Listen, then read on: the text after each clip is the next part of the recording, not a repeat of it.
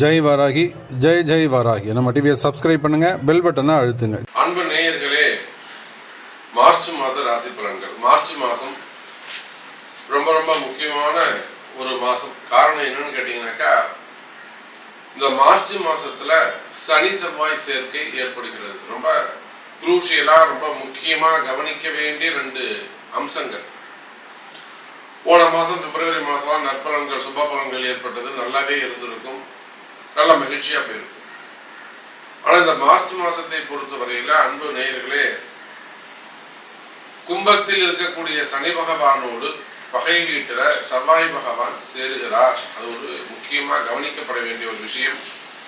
அதோடு மட்டுமல்லது, ராகுவுக்கு 2-12 அந்த சனியும் செவ்வாயும் உட்காராங்க. ஸோ சனி செவ்வாய் சேர்க்கை அவ்வளவு சிறப்பு இல்லை. அதோடு மட்டுமல்ல, பகை கிரகங்களான சனி சுக்கிரன், அங்கேயும் சனி சுக்கிரன் சேர்க்கை ஏற்படுகிறது. அதே போல பகை கிரகங்களான நிலையான பகை கிரகங்களான சூரியன் ராகு அங்கே சேர்க்கை ஏற்படுகிறது. மீனத்தில் இருக்கக்கூடிய ராகுவோடு சூரியனும் இணைகிறார். அப்போ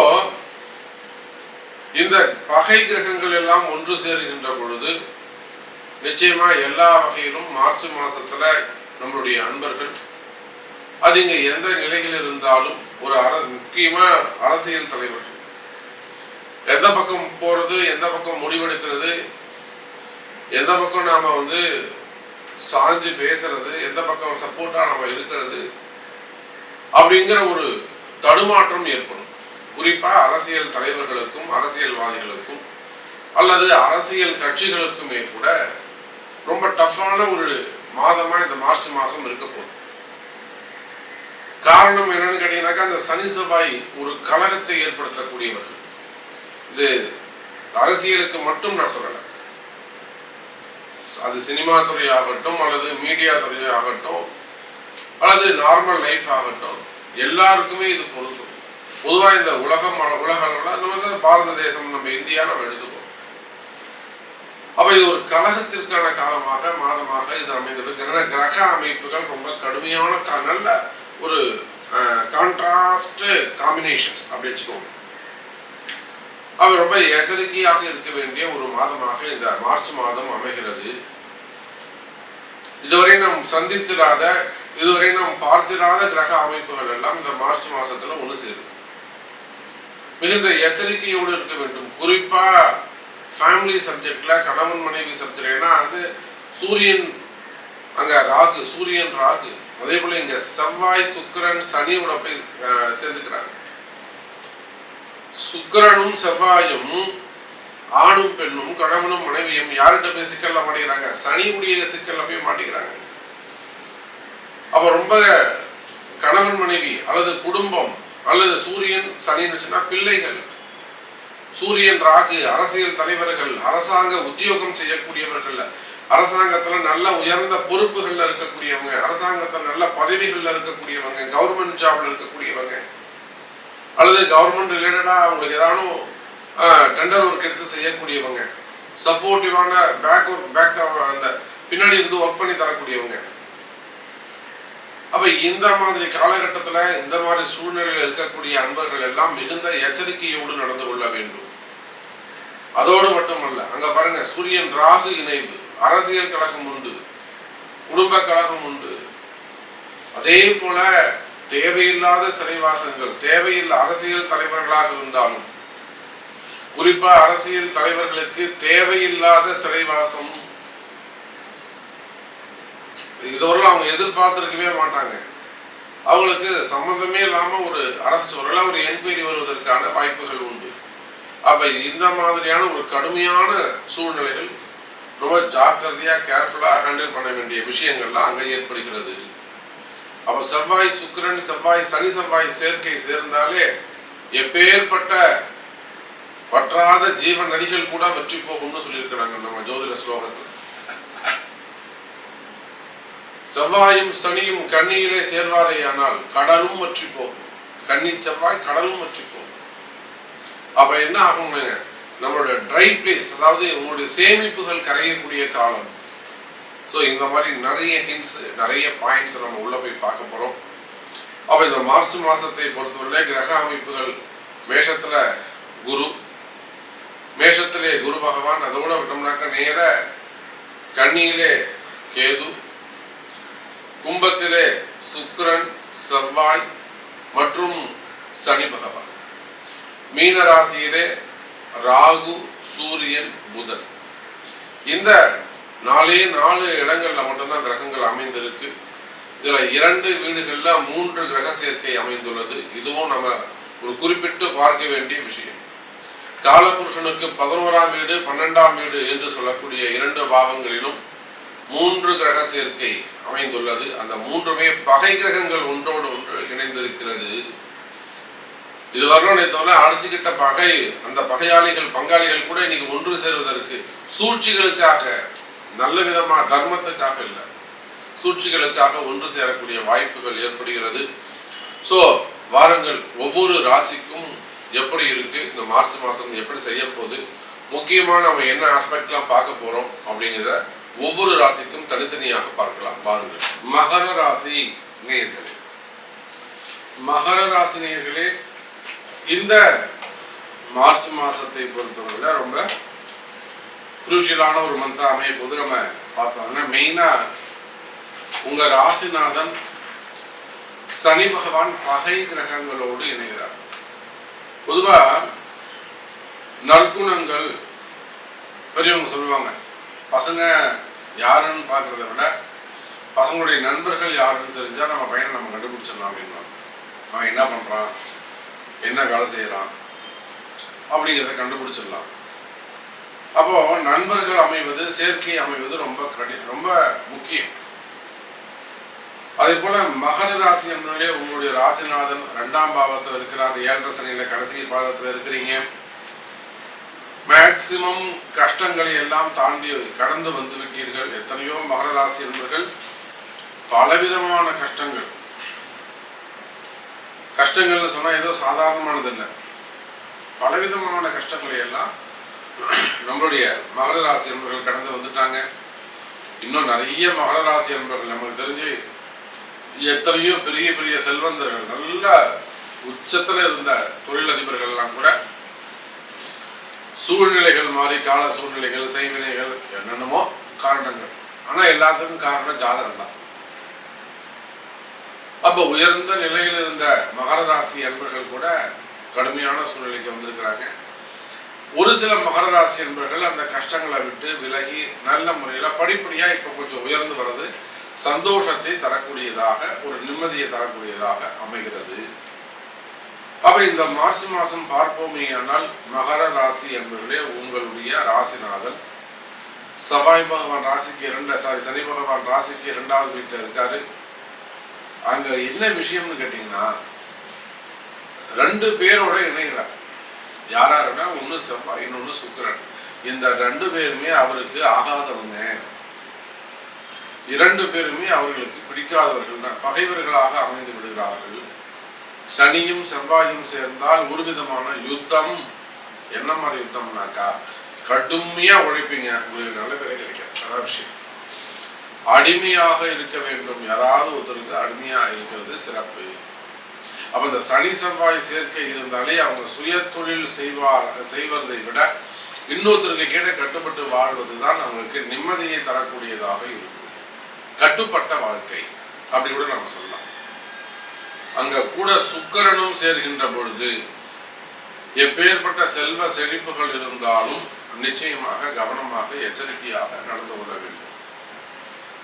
இன்னொரு காம்பினேஷன் பாத்தீங்கன்னாக்கா, மகர ராசி என்பவர்களே ராசிக்கு 8ஆம் அதிபதி என்று சொல்லக்கூடிய சூரியன், ராசிக்கு 8 கூடையவன் 3 ராகுவோடு இணைகிறார்.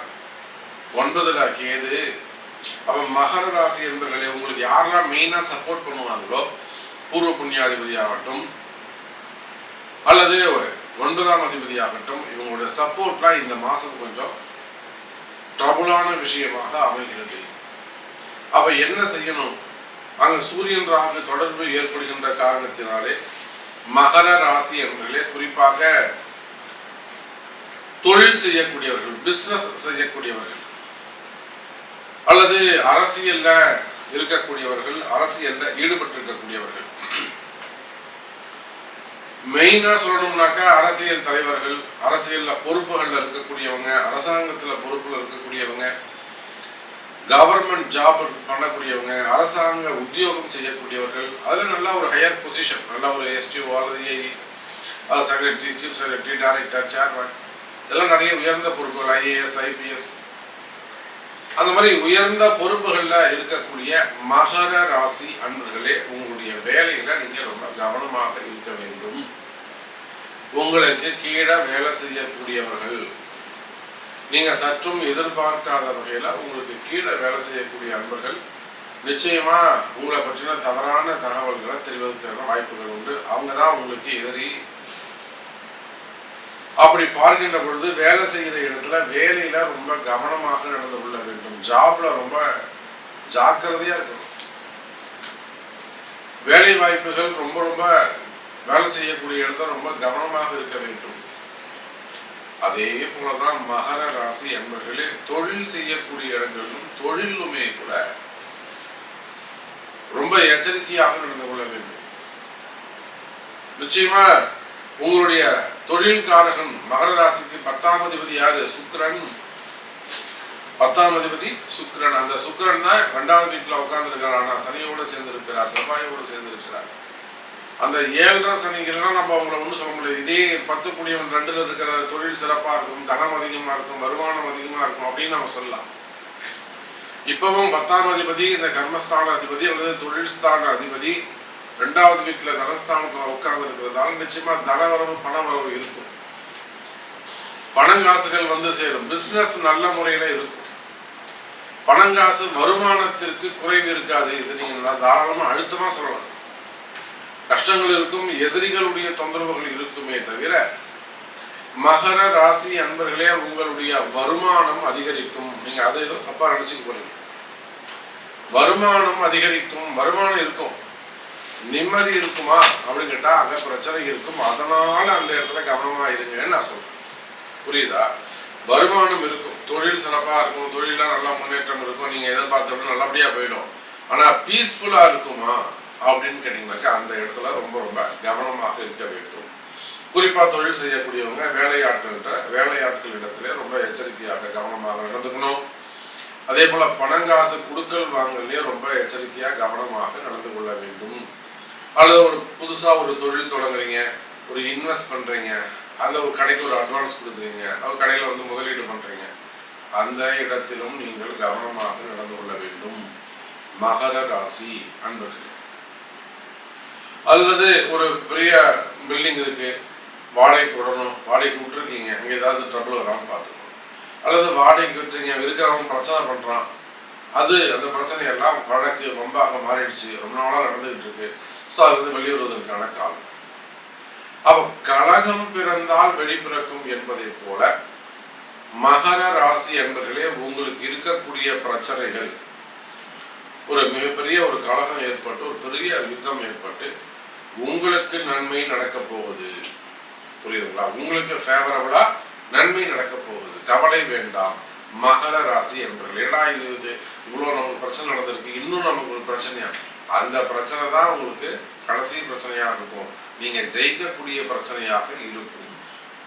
அப்ப அதுதான் பெரியவங்க முன்னோர்கள் சொல்லியிருக்கிறாங்க, ஒரு கலகம் பிறந்தாதான் எதுக்கும் ஒரு வழி தீர்வு கிடைக்கும். அப்ப குற்றம்னு ஒண்ணு இருந்தா, தோஷம்னு ஒண்ணு இருந்தா, நிவர்த்தின்னு ஒண்ணு இருக்கு. அதே போலதான் அந்த தோஷ நிவர்த்திக்கான காலமாக இந்த மாதம் அமைகிறது மகர ராசி அன்பர்கள். அப்போ உங்க தொழில் செய்யற இடத்துல அல்லது உங்க கம்பெனியில, உங்க ஃபேக்டரியில இருக்கக்கூடிய பிரச்சனைகள் அல்லது கவர்மெண்ட் ரிலேட்டடா இருக்கக்கூடிய ப்ராப்ளம், சரி இந்த மாதிரி நிறைய பிரச்சனைகள் இருந்தாலுமே கூட அவையெல்லாம் இந்த மாதம் கிளியர் ஆகிறதுக்கான சான்சஸ் உண்டு. அதோடு மட்டுமல்ல, குறிப்பா அரசியல்ல ஈடுபட்டிருக்கக்கூடியவர்கள், அரசியல் தலைவர்கள், எனக்கு ஒண்ணுமே நடக்கலையே சாமி, எனக்கு எதுவுமே நடக்கலையே, எனக்கு எதுவுமே மூவ் ஆகவே இல்லையா, என்ன பண்றது, அந்த மாதிரி எல்லாம் சொல்லக்கூடிய மகர ராசி அரசியல் நண்பர்களே, நிச்சயமா இந்த மாசம் உங்களுக்கு சிறப்பான மாசமாகத்தான் அமைய போகுது. குறிப்பா அரசியல் தலைவர்கள் கொஞ்சம் எச்சரிக்கையா நடந்து கொள்வது சிறப்பை தரக்கூடியதாகவே இருக்கும். மக்களிடத்துல, சொசைட்டியில, சோசியல் மீடியாவில் எல்லா இடங்களிலுமே அரசியல் தலைவர்கள் எச்சரிக்கையாக கவனமாக நடந்து கொள்ள வேண்டும். அதே போலதான் கவர்மெண்ட்டும், அரசாங்கமும் அரசு அதிகாரிகளுமே கூட, நான் தான் ஆரம்பத்திலே சொன்னேன், அதே போல தனியார் வேலை செய்யக்கூடியவர்கள், தனியார்ல உத்தியோகம் பண்ணக்கூடியவங்க, வெளிநாட்டுல உத்தியோகம் பண்ணக்கூடியவங்க, வெளிநாட்டுல பிசினஸ் பண்ணக்கூடியவங்க, இவங்க எல்லாருமே கூட மிகவும் வேலையில ரொம்ப கவனமாக எச்சரிக்கையாக இருந்தவர்களுடைய இடமாற்றம் வருது, வேலை மாற்றம் வருவது, அல்லது வேலை செய்யற இடத்துல பிரச்சனையா இருக்கிறது, இந்த மாதிரியான ப்ராப்ளம் இருக்குமே. ஆனால் இதெல்லாம் சால்வ் ஆகிறதுக்கான வாய்ப்புகள் உண்டு. அதே போல குடும்பத்தை பொறுத்தவரையில் மகர ராசி அன்பர்களே ரொம்ப ரொம்ப ரொம்ப முக்கியம். ஃபேமிலியில ரொம்ப அட்ஜஸ்ட் பண்ணிட்டு போறது ரொம்ப முக்கியமானதாக அமையும். குறிப்பா கணவன் மனைவி அல்லது பெற்றோர்கள், மாமனார் மாமியார் நாத்தனார், அது மாதிரி கொஞ்சம் இந்த ஒரு மாசத்தை கொஞ்சம் விட்டு கொடுத்து, சித்திரை பிறக்கிறவர்களும் இந்த ராகு சூரியன் அல்லது அந்த சனி செவ்வாய் சேர்க்க, சனி சுக்கிரன் சேர்க்க, இதெல்லாம் கொஞ்சம் சித்திரை மாசம் வரலாம். ஒரு 45 நாள் போயிடுச்சுன்னா அப்புறம் நீங்க ஃப்ரீயா இருக்கலாம், சித்திரை பிறந்துருச்சுனாக்கா. அதனால குடும்ப பெண்கள் மிகுந்த எச்சரிக்கையோடு கவனத்தோடு நடந்து கொள்ள வேண்டும், பொறுமையை கையாளணும், அதிகமா பேசுவதை தவிர்க்க வேண்டும். குறிப்பா பேசுவதை தவிர்க்க வேண்டும், அமைதியாக இருப்பது சிறப்பு. முடிஞ்ச அளவுக்கு வீட்டுக்காருக்காக வாழ்ந்துட்டு போங்க. என்ன கெட்டு போயிட போகுது, வீட்டுக்காரர் சொல்றதை கேளுங்க, சரிங்க பண்றோம், முடிஞ்சு போச்சு. இல்லை அது அப்படி இல்லை, இல்லை இது இப்படி போய் நிற்கும் போதுதான் பிரச்சனை அங்கே ஏற்படும், தேவையில்லாத கருத்து வேறுபாடுகள் ஏற்படும். ஆகையினால விட்டு கொடுத்து செல்வது சிறப்பு தரக்கூடியதாக இருக்கும். அதே போல ஏற்கனவே ஃபேமிலி சப்ஜெக்ட்ல ஏதேனும் பிரச்சனை இருக்கு, ஒரு வம்பு வழக்கு போகுது, கோர்ட்டு கேஸ் இருக்கு, அது மாதிரி டிவோர்ஸ் கேஸ் எல்லாம் நிறைய போயிட்டு இருக்குனாக்கா நிச்சயமா அது கூட ஒரு நல்ல தீர்வு வருவதற்கான வாய்ப்புகள் உண்டு.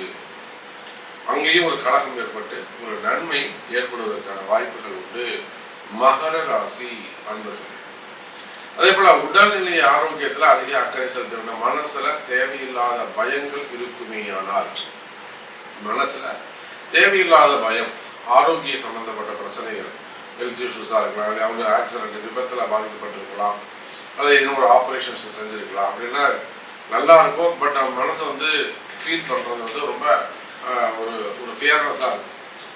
அந்த மாதிரி செய்வினை கோளாறுகளாக இருக்கலாம், மந்திர மாந்திரிய தோஷங்களாக இருக்கலாம், வைப்பு தோஷங்களாக இருக்கலாம், குடும்ப வளர்ச்சி தடைபடலாம், அது பசங்க சொல்ற பேச்சு கேட்காம இருக்கலாம். இந்த மாதிரியான செய்வினை கோளாறுகள் இருக்குமே ஆனால், வசியம் சம்பந்தப்பட்ட பிரச்சனைகள் இருக்குமே ஆனால் அதுவும் சரியாகிறதுக்கான வாய்ப்புகள் உண்டு.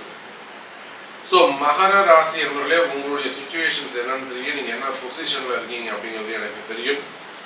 ஸோ அது கிளியர் ஆகணும். நீங்கள் எல்லாம் ஓகே தான் சாமி, கரெக்டாக சொல்கிறீங்க, நீங்கள் சொல்கிறது மேட்ச் ஆகுது, பட் எனக்கு ரொம்ப ட்ரபிள் இருக்குது, நான் இதை எப்படி கிளியர் பண்ணுறது, இதுலேருந்து நான் எப்படி வெளியே வருவது அப்படின்னு கேட்டிங்கனாக்கா நிச்சயமாக அதுக்கு உங்களுடைய பர்த் சார்ட், பிறப்பு ஜாதகம் தான் ரொம்ப முக்கியம். ஸோ உங்கள் பிறப்பு ஜாதகத்தை கொண்டு இதுக்கான தோஷ நிவர்த்தி எங்கே இருக்குது, என்ன செய்யணும், அதுக்கு தகுந்த பரிகாரங்களை செய்வீர்களே ஆனால் நிச்சயமாக நல்ல முன்னேற்றம் இருக்கும் என்பதை தெரிவித்துக் கொண்டு மீண்டும் ஒரு அற்புதமான பதிவில் சந்திக்கிறேன். ஜெய் வாராகி, ஜெய் ஜெய் வாராகி.